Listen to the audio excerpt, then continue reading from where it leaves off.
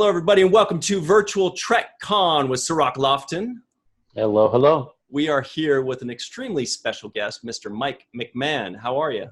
Hey, I'm good. I'm extremely good and special. That's the only triple syllabled word. What is it? Trisyllabic word I know. So I try to use it in every interview. Well, it's not the first time in my life I've been called extremely special, mostly by teachers. Aw. Well, That's why I'm a comedy writer.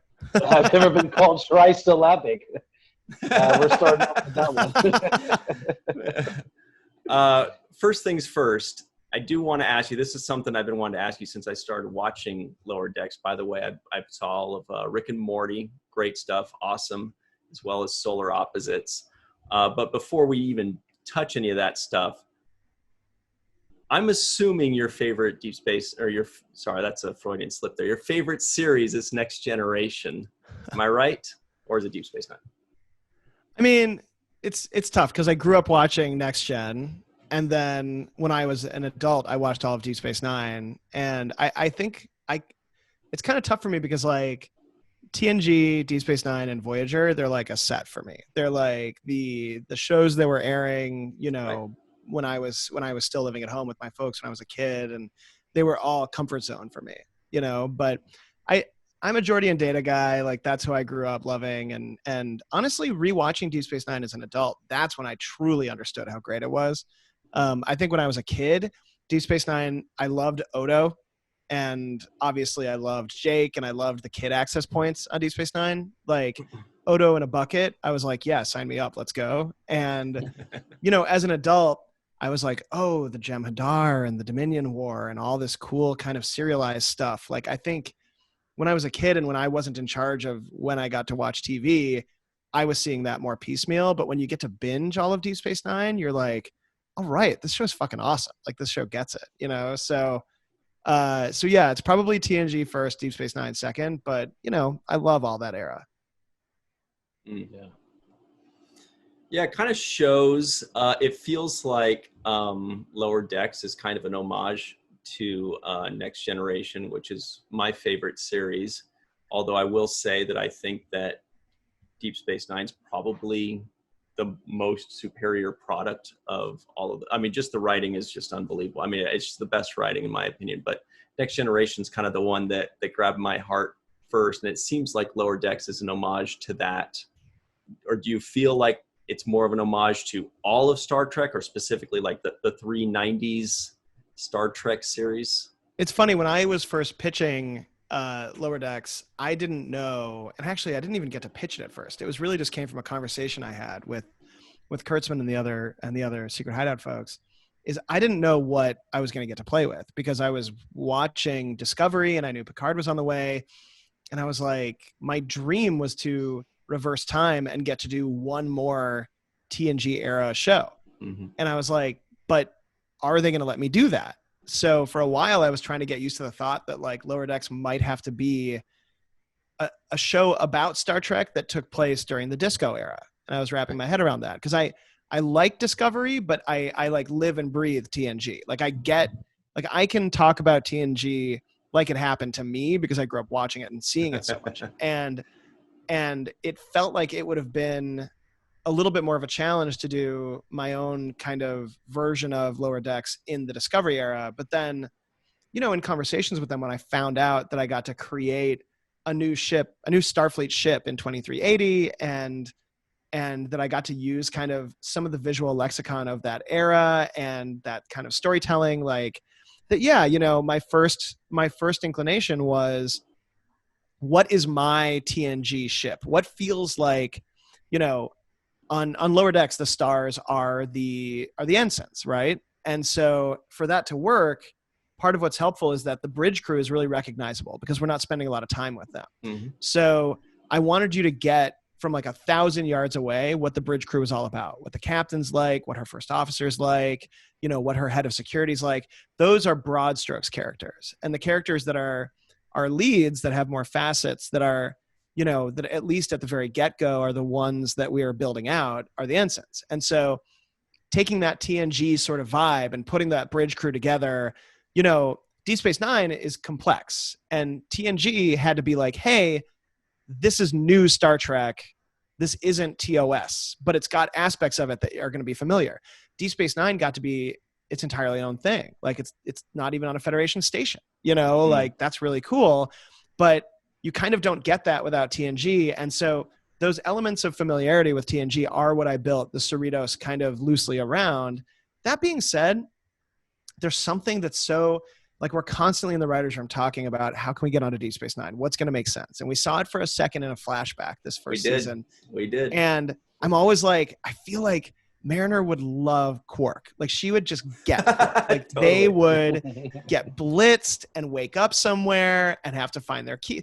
Like there are entire movies about other people like Quark and Mariner could be trying to get to a White Castle or Dudes, Where My Carring. You know what I mean? Like I feel like they would be to some extent simpatico. And, as we've been going, especially because it's hard for me to separate. I've got all of season 2 written as well, and that we're working on for Lower Decks. And the first season is kind of like, we're playing the hits. Like, let's do our trial episode. Let's do our version of a movie. Let's do a plague on the ship. Let's do all these things that I love that feel like familiar area for next gen stories. But then second season, we start to bridge into Deep Space Nine's type stories and Voyager type stories. And even like an Enterprise type story. Like what's lucky for me comedically is that there's so much material to love and to dive into that on another Star Trek show, on a dramatic Star Trek show, you look at all these 700 episodes of Star Trek and it's kind of like, well, fuck, what the fuck are we supposed to do? Like everything's been done. Wait, am I allowed to swear on this podcast, by the way? I think so. Oh, yeah. Siroc's got a filthy mouth. Well, he's a reporter, But when you're writing a dramatic Star Trek, it's like you don't want to tread territory that people have already seen, right? But for us, because we're looking at it from a different angle, those existing episodes become mythologically broad existing things for us to use and look at in a different way. And so first season, yes, it's a lot of TNG, but second season, we start to delve into other mythologically broad areas. And hopefully if we get picked up for more seasons, we'll just, we'll have all of this material that we keep getting to kind of explore and be like, well, what would the Lower Deckers have been doing during that? Well, I know, Ryan, you have a ton of questions, but I want to get it in there that, first of all, I love your show. Doing a fantastic job. Really one of the best first seasons of any Star Trek show. I mean, it gets right into it and it hits the ground running, in my opinion. So kudos to you. That's right. And Mike, I do want to say that Cirroc has said that before today. He actually publicly said about other shows. Only like 4 or 5 of them. Okay, good. But he did say it. I thought you had me going for a second. I thought he said that about Ted Lasso. About this show. No. I haven't seen as much Star Trek as you, and clearly that's evident by the body of work and the references that you make in the material. So that's one thing I think is really pleasant for the fans to have, is those little golden nuggets where they get to say, hey, he mentioned Worf, he mentioned this, he mentioned O'Brien. People like that. I also want to say, which character out of these characters do you feel like is the one that you like the most or represents you the most or just closest to you? Oh, that's interesting because here's the thing is like, I think I would love to say Mariner because she's awesome. And I just don't think I'm a Mariner though. Every character to some extent. I mean, I worked in Hollywood, I guess, so to speak, for like 11 years before I got my first writing job. And I was writing at home all the time.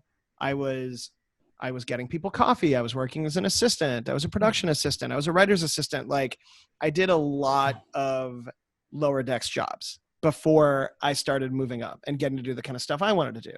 And I think it different, when you do something for a decade, you are different people. Like you change as you go, as you're growing up and as you're experiencing different stuff, you're getting more experience. And I think to some extent, like when I first started, I was attendee, like everything was amazing. There was literally like, I was a PA at South Park and there was nothing that I had to do that sucked. Clean the bathrooms today? Fuck yeah, let's go. I'm at South Park, and then you know, for some of it, I was like Mariner, you know, like, this is bullshit. I should do what I want. I can do this better. You have that kind of like bravado of youth that you think you have a better way of doing stuff. I know how to use Photoshop. Why are we using whiteout strips on this thing? Like, and then other times I was like Rutherford, you know, where it's like you come into a room and you're brand new and you know how to use technology and you're learning the old way, but you're also bringing in the new way. And then probably, unfortunately, I'm the most like Boimler because I'm super excited to be there. I get in my own way. I talk a little bit too much. I know what I'm doing, but I get under my own feet a little bit. I trip myself up. And that you have to like Boimler, I had to find people like Mariner and like the other folks on the ship that you have to extend this trust. Like, it can't all be on you. You can't be your own worst enemy all the time. So I'm probably mostly like Boimler. I used to get made fun of at Rick and Morty that I loved working at Rick and Morty so much that they called me the ray of sunshine because I love sci-fi comedy. And that was from a group of comedy writers, a big diss on me. And I think that's partially where Tendy comes from. But yeah, I think I'm probably a Boimler. Like, you know, I get my own way and I'm excited to be there and I'm a people pleaser and I want people to like me and he has better hair than me, even if it's purple, but I think I'm probably around there. You know, hearing you talk about the characters, it makes me think like, was there a character that you wanted to create, or one or two or three kinds of characters you wanted to create that you kind of just had to scrap? You had to whittle it down to the 4 main characters, or did you just have 4 characters in mind already and just kind of develop them? You know, it was interesting. All the characters came from the very initial problem of how do you stay Starfleet but also have conflict within the characters, and that's been a Roddenberry thing from the very get-go. Like, he was like, there should never be conflict in these characters, but it's a workplace show, you know? I mean, it's a sci-fi show and it's about ethics and morals and exploration and personal truths and sci-fi truths and all this cool stuff. And yeah, sometimes like a glowing orb shows up and makes everybody want to fuck each other. But like at the very core, like, the thing that really attracts me to storytelling in Star Trek is how just wide-eyed supportive everybody is of everybody else. Just that from, you've got Data that's trying to be human, and you've got Worf who's trying to be Klingon and is maybe a little too human, and you've got all of these different characters. You've got Wesley and you've got O'Brien and you've got Sisko. You've got both Siskos, and it's all these characters are so supportive of each other that you have to add characters in what you might call like dramatic Star Trek, because I do comedy Star Trek, where it's like, oh, you have Quark and you have Odo, and it's like, okay, I get why those two wouldn't get along. They're not Starfleet too, which is really helpful, right? And then you have like Bashir, who's got some sort of like secrets going on from his parents, and you start to build stuff out a little bit. But for me at the very beginning, I was like, I don't know how to do comedy unless there's at least some conflict going on with these characters. And what I personally really like to write is comedies where people want the same thing, but they go about it in different ways. So you have 2 characters that are like, wow, we really want to do Starfleet stuff, but I want to do it in my seat of my pants, breaking the rules, Mariner style, and Boimler wants to follow all the rules.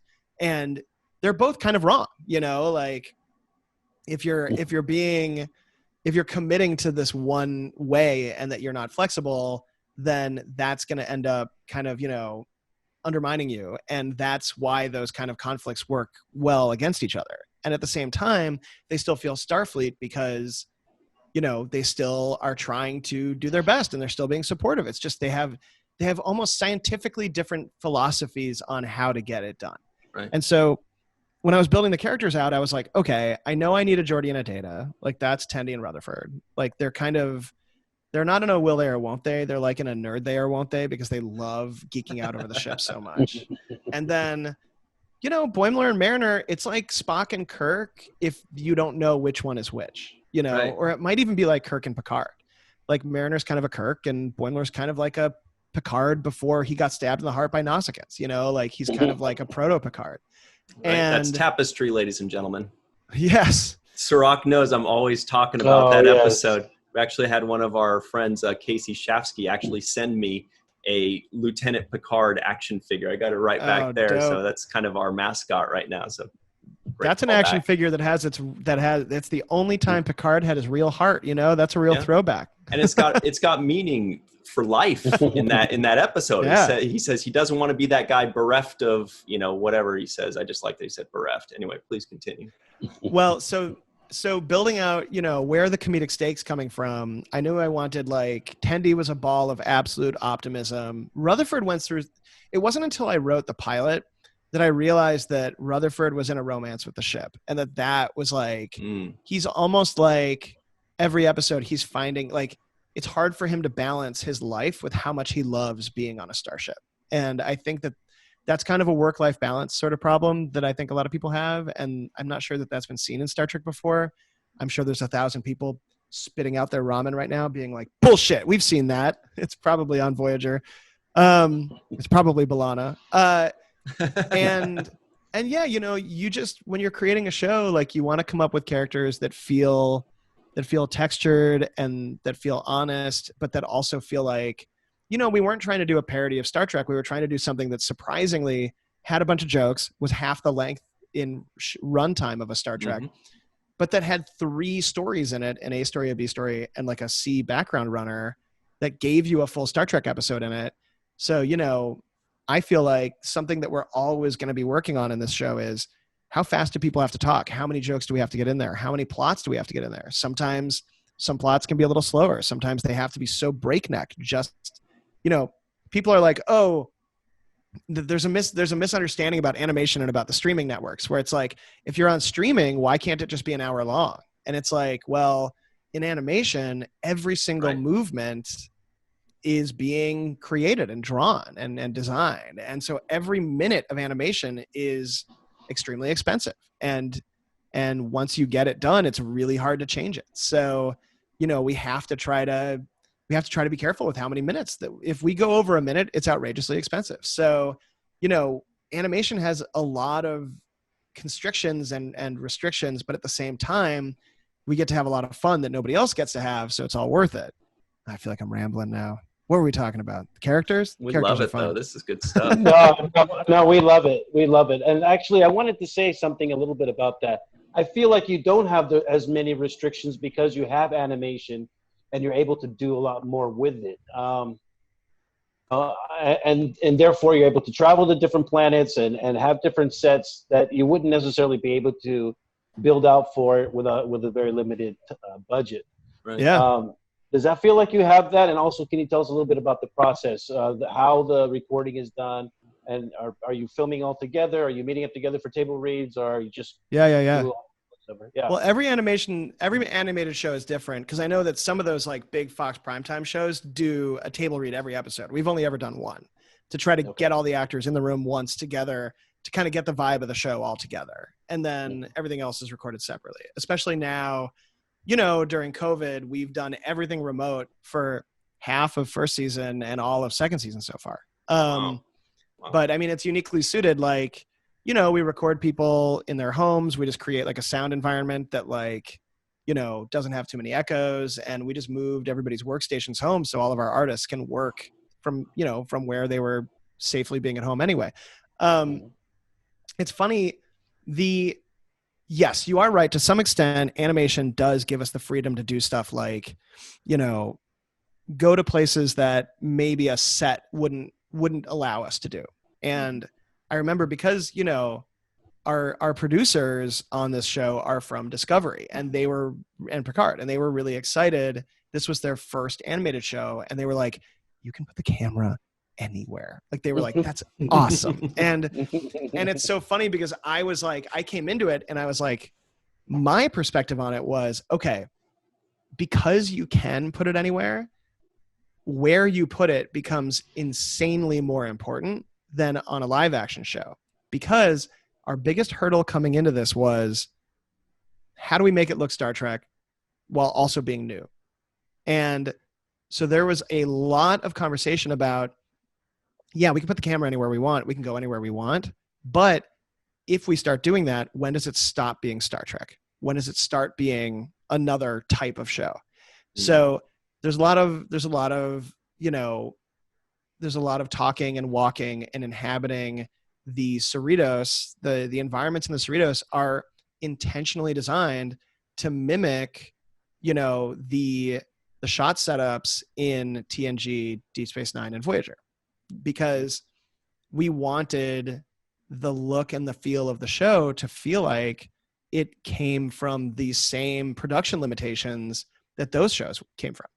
Another aspect of that is aliens. Like we can do whatever we want with aliens. They can be pencil thin, or they can be as wide as a room, right? But we do that sometimes. But 99% of the time, we want them to look like somebody had to sit in makeup for 8 hours to do that, because that's what Star Trek looks like. And we end up earning these kind of crazy animation moments that you otherwise wouldn't be able to get. There was a real, like, the first shot of the first episode, or the first scene, involved Mariner pulling out a batleth and drunkenly cutting open Boimler's leg. Right. And a lot of people saw that and they were like, ooh, I don't know. That doesn't feel Star Trek to me. That might be too violent. That might be too goofy. And for me, that was a mission statement I was like, that has to be right up at the top, because in this show, there's occasionally going to be violence, but also in this show, there's going to be batleths that are designed to look exactly like a batleth that you would see in Deep Space Nine or Voyager or whatever. And that batleth is going to be dangerous. That for the first time, because these are animated characters, you're going to see how fucked up you could get if somebody swung a batleth at you. Because in live action, you don't get to carve into somebody's leg with a batleth. But in animation, you know, I remember sitting with the sound designers and choosing the sound that the batleth made as it ripped through the carpet when Mariner accidentally lets it touch the carpet. And it has weight and it sounds scary. And I was like, I want that batleth to be fucking scary. And that's why we chose that first scene. Is if you look at the staging of that scene, it looks like it could be pulled right from TNG, right from Voyager or Deep Space Nine. It's framed and it's in an environment, and the costumes and the lighting even, and the types of computers, everything looks like it's directly from that. And then this completely incongruous moment of the batleth going through somebody's leg and them screaming, and then it goes to the main title. That was the mix for me of, hey, this looks exactly like you expect it to, but it's also going to do things you don't expect. And so a lot of the freedom of animation was, you know, a lot of people love that moment and a lot of people hate that moment. And it's like, you can't please everybody. Like people more than love Star Trek. They have a emotional, deep relationship to it. And so do I. Otherwise I wouldn't be trying to make a Star Trek show. And I get it. And I think that, you know, you don't want to betray anybody, but you do have to do something new. You know, like Deep Space Nine had to do something new. Voyager did something new. Enterprise, every one of these shows does something new. It's always, are you doing something new without betraying the Star Trek-ishness of it? And for me, Lower Decks doesn't betray Star Trek. I mean, we bend Star Trek rules. We're obviously a comedy, but at its heart, this show is Star Trek. And everything from the design choices to the music to the you know, the words that the characters are saying, we get a lot of people being like, wow, there's a lot of references in this show. Mm-hmm. And some people misunderstand and think that we think that the references are funny. We don't think the references are funny. We feel like criminals who have gotten away with getting to do a Star Trek show, and that the Lower Deckers would be huge fans of all the stuff that happened in Starfleet. They'd be learning about it at the Academy. They'd be reading the logs. And this show is a celebration of all Star Trek stuff for the characters in it and for the audience watching it and for the guys writing it. And so, you know, we almost feel like we're like, oh crap, we did it. We got a Star Trek show. Let's have as much fun as possible in it. Like all these references for us, it's world building. Like these are animated 2-dimensional characters. How could they not be excited about Gorn? Like if they know everything about this ship, they would know everything about Starfleet. I think the one time we bend the rules is, I think it's really funny, and I'm sure a lot of people don't think it's funny, where the characters are referring to events in Starfleet by the episode names from other series. So like there's a character who's like, I'm half a rascal from the episode Rascals. But to me, it's kind of like, well, maybe there's logs that, you know, maybe people titled their logs, or maybe it's like, it was something that was referenced. It feels like you can make the episode title is diegetic because Star Trek fans love their titles, you know, and it just felt like getting something like that in there was fun to us. But anyway, the limitations of animation are definitely balanced out with making it feel like a real Star Trek. You know, your answers are so good that you give us like 10 juicy nuggets in every answer, and I want to jump on every one of them. So I'll just pick two very quickly. One is, you mentioned the music. That theme song is... Oh, thank you. I love it. I love it. We love that. Yeah. There was so much thought put into that, and we really appreciate that. You really nailed it. Not just... Thank you. Not just... Well, Chris Westlake nailed it. He is... Right. He's a close friend of mine, a brilliant composer. He usually does features. And I begged him to work on Solar Opposites, and we had a blast. And then in Solar Opposites, there's this big movie episode that's like, it's a standalone episode. In the Wall, right? In the Wall. That's one of the best ever. Thank you. And we got a 60-person live orchestra for that wall, and it's all originally composed music. And then that was our blueprint for what the music on Lower Decks is like, because we also have a 60-person orchestra for every episode of Lower Decks. But then COVID hit, so we record them individually at their own homes and studios and then stitch it all together. So it sounds amazing, but the amount of work that's happening that makes it seem effortless is insane. I do love that theme song. I think it's the only Star Trek theme that has a chorus that comes in behind it that's like, like, so that makes me laugh every time. I love it. Because there's like references to and homages to Star Trek in the theme song, and it sounds like its own. But anyway, you know why it's great, but so do we. It's amazing. It really came through, and people really like it. I know we do. But something you said earlier that I've really been wanting to ask, and it's kind of a left turn, but you just mentioned being a writer's assistant. And some of us, you know, we all know it's a pretty tough gig moving up in the writer's world. And a lot of people try to do it for 20 or 30 years and never get to where they'd like to be. And I was kind of wondering, how did you get that first jump from writer's PA to writer's assistant, or writer's assistant to in a writer's room? I mean, because it's sometimes you get lucky and other times you're working at it for 20 years. I think everybody has the same path. It's just different. It looks different from far away, but like, basically, I think my advice to anybody that wants to do that is, this is how it worked for me. When I first moved out here, I didn't know if I wanted to be a writer or if I wanted to be a director. I knew I didn't want to be an actor, but I knew what I wanted to do was make stuff. Like, that was the headline. I wanted to make stuff. And I desperately wanted to be a writer, but I think, like many writers, I think I'm a hack and an idiot, and who would want to read my writing? Every writer thinks that. I hope so, because it's all true. We all suck. I've worked with a couple actually great writers, and it's always the worst because they're so good, and then you're like, fuck. And then you just aspire. But what I did was, you know, when I was talking about how I worked all those lower decker gigs, is I was always excited to be doing anything on shows to see how they actually got made, because every show is different. So I worked as an intern in movies for a minute that just got a little bit on my resume that said, hey, this guy has worked it all.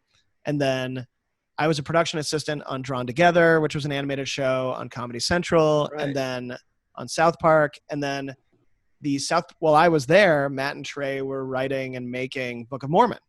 And then they got so into that they stopped making movies. So the head of their producer, who was in charge of making movies, had less to do.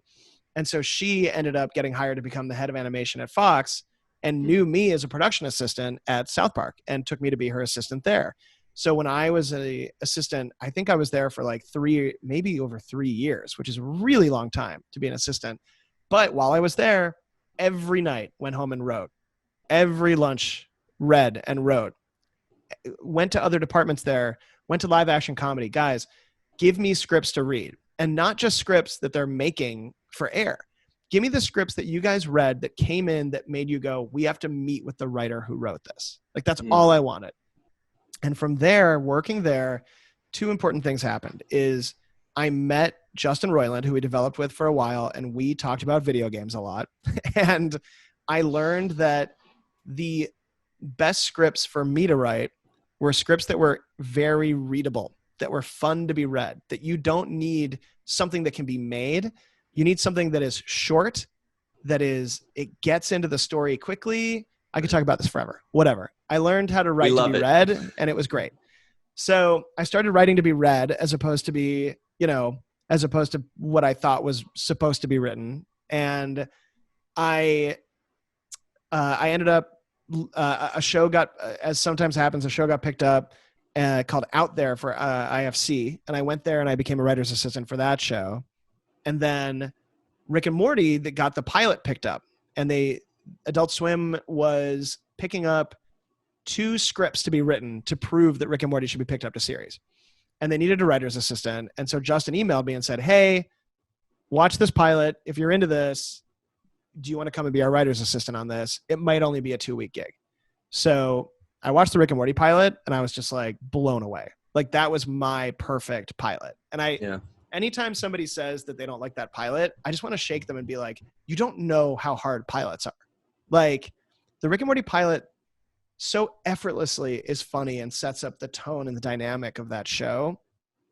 I just lost my mind. Like I thought it was amazing. And so at the very beginning of Rick and Morty, it was Justin Roiland, Dan Harmon, Ryan Ridley, and me. And it was us sitting in a room every day, me taking notes, and occasionally like fearfully pitching a joke. And the 4 of us wrote the Lawnmower Dog episode and the Rick Potion number 9 episode, which is how the show got picked up and to a full series. And then from there, I became writer's assistant on the full first season. And then I got to write an episode at the end of that season because I'd been, working with the guys long enough that they kind of recognized that I was a big sci-fi geek and a comedy geek and that I could do it. Second season, I got moved up. And then eventually by 4th season, I was showrunner because I just, I really got, I liked Dan and Justin's vision for the show, and I really liked writing the show. I really liked that stuff. And the only reason that I'm not still there, I think, is because I sold Solar Opposites and Star Trek at the exact same time. So then I concurrently, at one point, started staffing Star Trek. I was showrunning Rick and Morty and concurrently showrunning Solar. Solar shares basically a wall in the same office as Rick and Morty. And then I had to part ways with Rick and Morty to basically, we write Star Trek when Solar Opposites is being animated. And then when Star Trek is being animated, I write a new season of Solar Opposites. And it just goes back and forth like that. And I've been doing that for a couple of years now. Wow. But I think that so that's the long-winded Mike McMahon's talking too much version of it. But I think that the headlines for people out there are that you need to be working to some extent on the stuff you want to work on. And if you can't work exactly on that stuff, you need to work on stuff that you like, that's adjacent to it, or is from people who worked on stuff you liked before. Mm-hmm. Because what that will do is, the opportunities will come to you. You just have to make sure that you are prepared to grab them when they come. Because there was one moment I remember where somebody was like, hey, will you help us on this script? And I fucked it up. And they were like, yeah, no thanks. And I viscerally was like, I can never fuck that up again. That doesn't happen too often. And the going home and writing and the tons of reading, like the one note that I would ask for people and the one note that I'll give to people now is, this is the page I stopped reading on. This is the line I stopped reading on. And here's why. Because if somebody stops reading your script for any reason, then who fucking cares how great it is 10 pages later? Like they're just out, And so I started just trying to write scripts that you got all the way through, and that the worst note you could get was, I wouldn't mind if this was slightly longer, like great note, I'll write 3 more pages. And so, having your writing ready, figuring out what your voice as a writer is, which sounds impossible, but translated, that just means what could you just sit down and write and never get sick of it? Like, what kind of stories do you like to write? And then being brave enough to be like, even like, there was a long time where people were like, stop writing shows that take place on spaceships, man. Like, what are you doing? Those are hard to make. And I kept being like, to them. Yeah. I was like, sorry, but they make me laugh. Like, that's what I like to do. And even to this day, my manager loves telling the story where the first note she gave me on my first sci-fi script, she was like, why does this have to take place in a spaceship? and you know, she slowly just understood that like that's what gets me excited. So, you know, I mean, it's corny, but like being true to what you like to do, learning from the people around you, working with people that are better than you, and then, you know, not giving up and opening yourself to opportunities that you believe in. Like nobody knew Rick and Morty was going to be awesome. Like I knew when I saw that pilot, you know, like that really spoke to me. And I thought that I could help make it at least 1% better with my like my joy for it, you know? And if you approach everything like that, you know, turn down stuff that like, if you're going to get a writer's assistant gig, like you can get trapped in writer's assistant gigs too. Like if you don't have joy for what you're working in. But lots of writing on your own, lots of writing that is made to be read, not as made to be produced, unless you're going to produce it on your own. And then Godspeed, I think that's awesome too. And then just working with people that you really respect so that when the opportunities arise, those opportunities are coming from people that make the kind of stuff that you want to make. Awesome. Yeah. Cirroc, I know you got a question. We only have a few minutes left, but go ahead and hit them with it.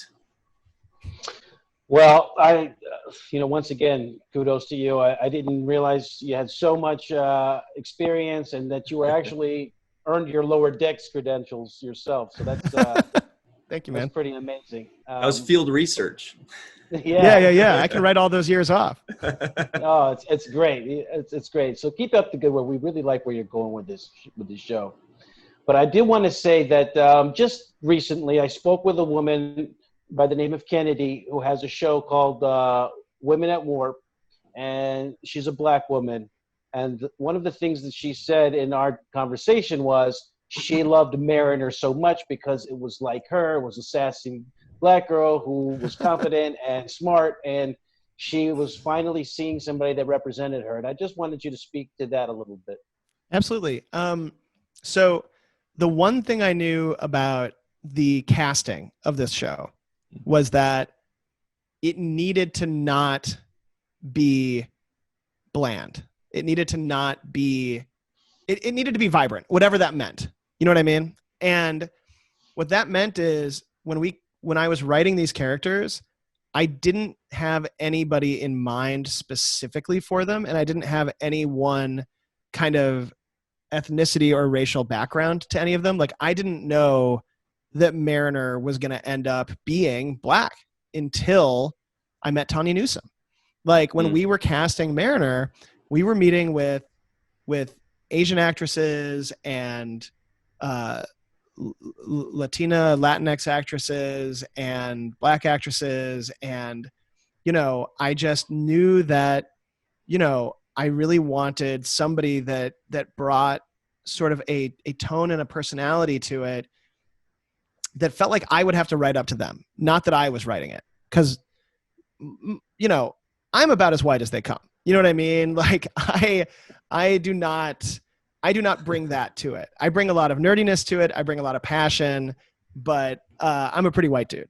And when we auditioned Tawny Newsom, within seconds, she set the entire tone for the show. Like she was the first person that we cast.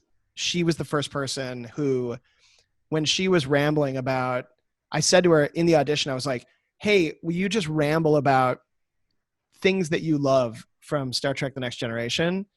Her rambling became the end of the first episode. Nice. Like that made it into that. And her growing up with and just having TNG be a part of her life growing up, like, and her general kind of like, I mean, she's an amazing actress and she's beyond funny. She's insanely funny, but just the vibrancy and the fun and the confidence and just everything she brings to that role is, you know, Tawny Newsom is that spark that then built the fire into finding Jack Quaid and finding Noelle Wells and finding Eugene Cordero is again like a sleeper hit who plays Rutherford, is so funny. Just every one of these actors, you know, can take something written funny and then they say it and it's so much funnier because of the way they choose to do it. And we try to get out of their way a lot. We try to get like, you know, we do 3 takes and then we have them do a couple takes and we're like, all right, now just change it. Like, what do you want to say here? You know what I mean? And,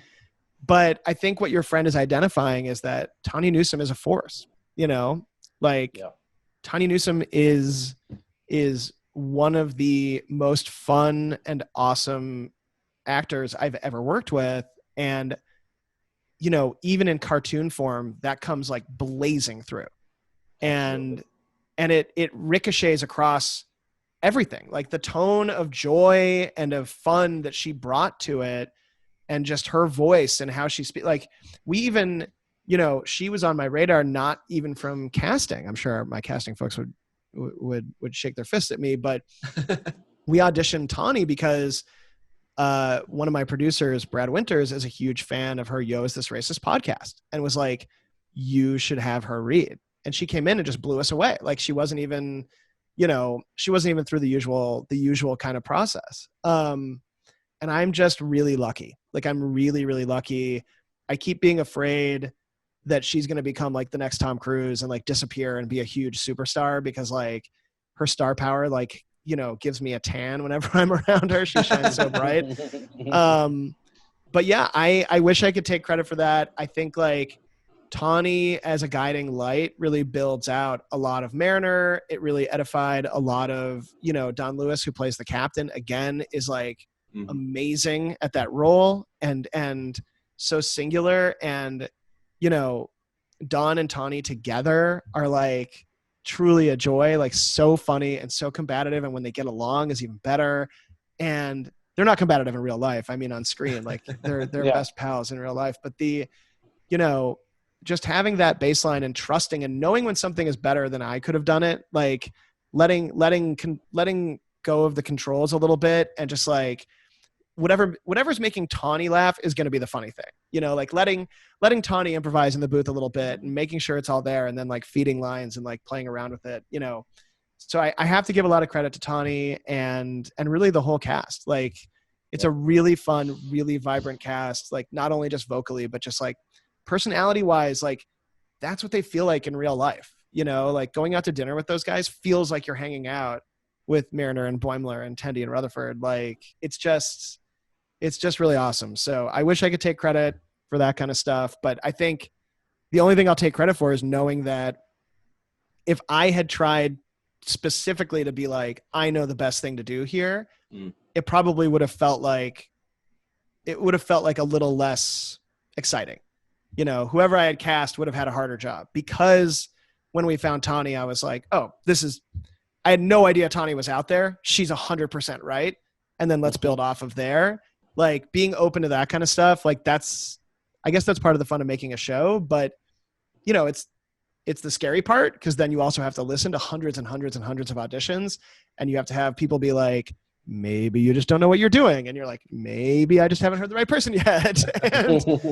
And, but yeah, when you find, I mean, Cirroc, I mean, both of you guys must know, like, when you find that person who it's a synthesis, like, it's not just that they're executing a script, but that they're like, there's this kind of like alchemy where you don't, it could have been done, but this is better than that. It's like kind of breathing life into it.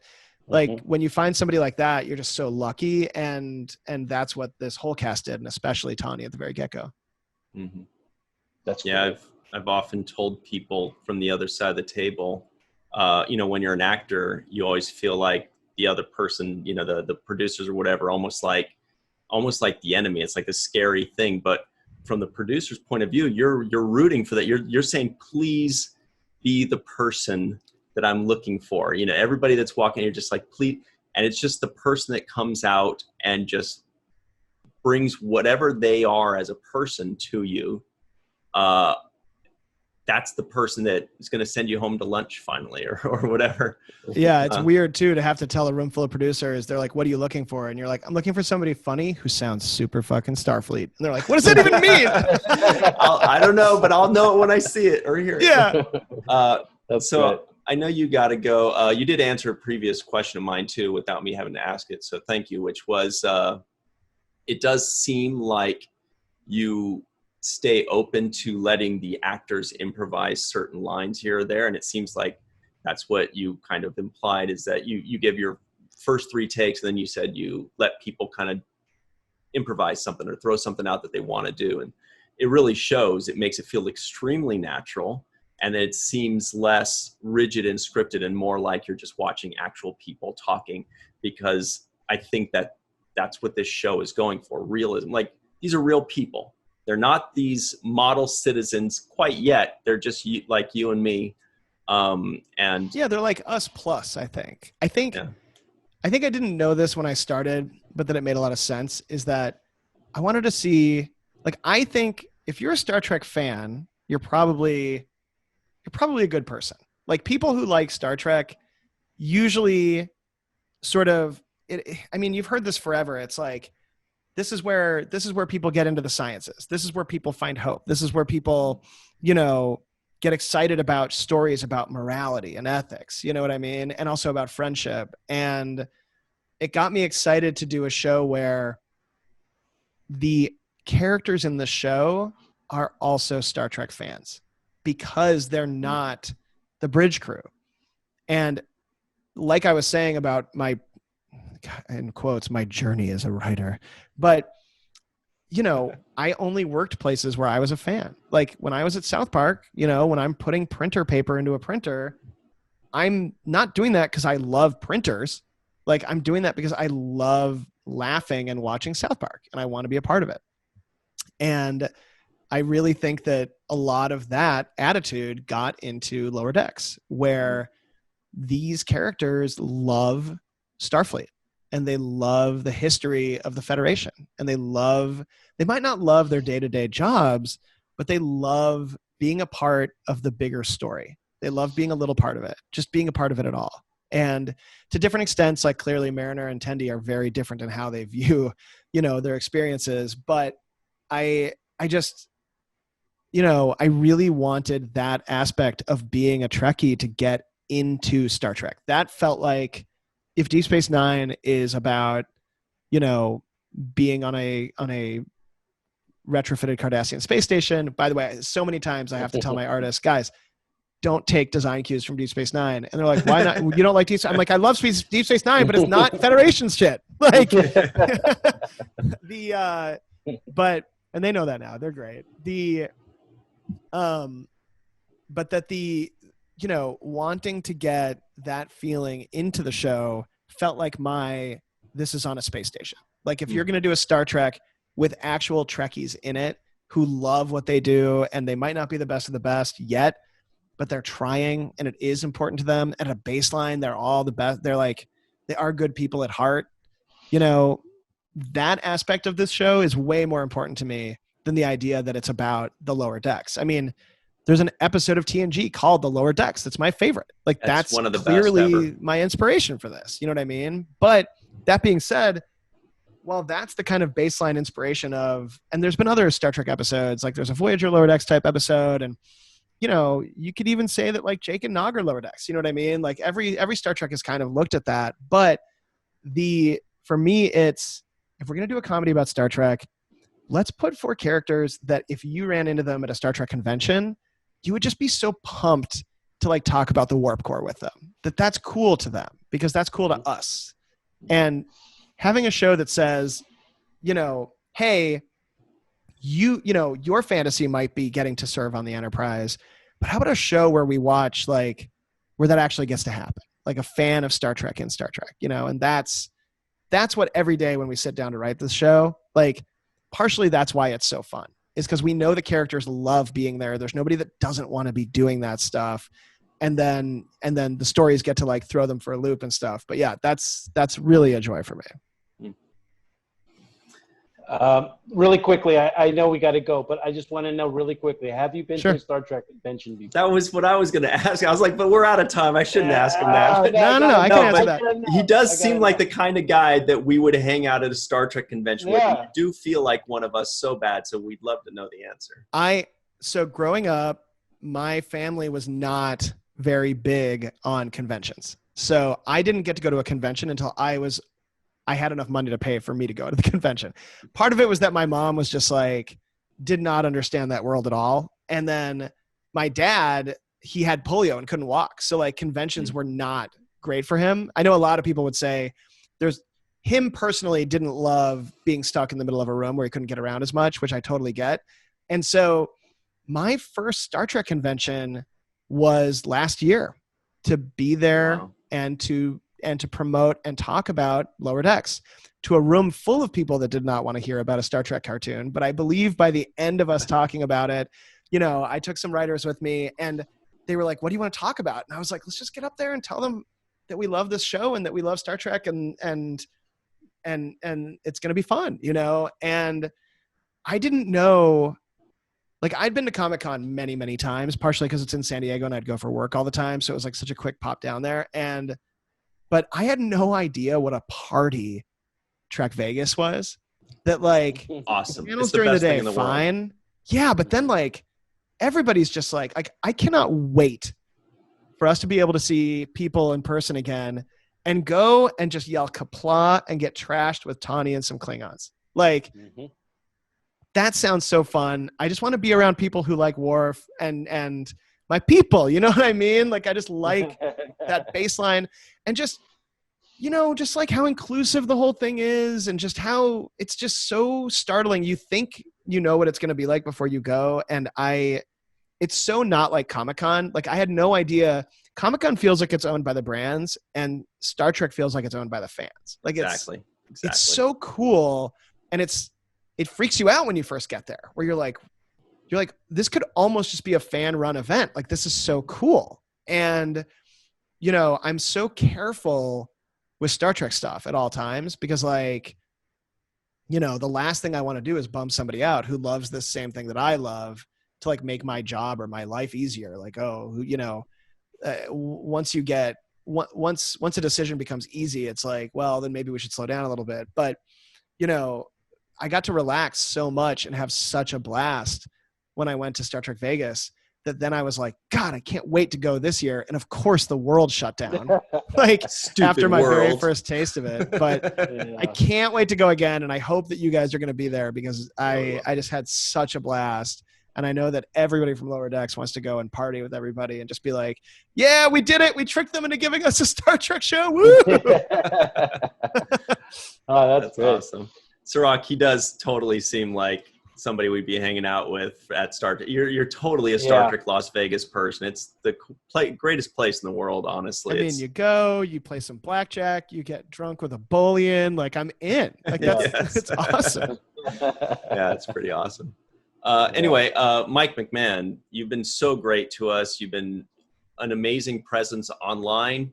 You're an amazing presence in sci-fi animated comedies, and we really appreciate you taking the time. Hey, thank you for having me. Thank you guys for the support. Cirroc, like, I'm geeking out, man. You're part of the best. Like, keep it up. We're watching you, and we're loving what you're doing, man. So keep it up.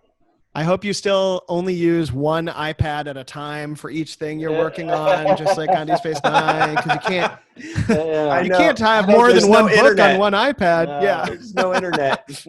But yeah, guys, it's been a joy. I clearly, hopefully, I didn't talk too much. I could talk forever about this stuff, and I'm really, you think that I'm vocal online. Like, I love this community. I was a part of it. I mean, I was writing fake episodes of TNG on Twitter back when I was an assistant called TNG Season 8. Like, I was doing this before anybody was paying me for it.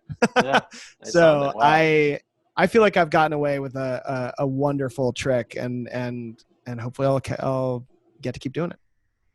Awesome. We got Norwalk, Diamond Bar, Fresno. I mean, what other ship names? Sacramento. You'll be seeing, luckily California has a lot of cities in it. Oh yeah. Oh, the St. Louis Obispo. Beautiful vessel. Beautiful ship. Has a whole dedicated ping pong room. You're gonna love it. Right before you came on, I was telling Cirroc I was shooting yesterday, and he said, "Where was it?" And I said, "Pico Rivera," and he's like, "That's the next ship on Lower that'll be the Decks." next one. I don't know about Pico Rivera. I want people to be able to drive up and down California and be like, ship, not a ship. And Santa Barbara. Great. Ooh. Right. Well, thanks very much, and Mike. Thank you for watching. I really appreciate it. We really appreciate it. Thank you. Keep it up. Keep up the good work. And everybody at home, we'll see you next time. Keep watching Lower Decks. Cirroc did say this is like the best first season, ever, but he's a real tough critic with second seasons. So look out. Uh-oh. I know. Yeah. All right. We'll do it for you, Cirroc. Don't worry. We'll see you All next right. time.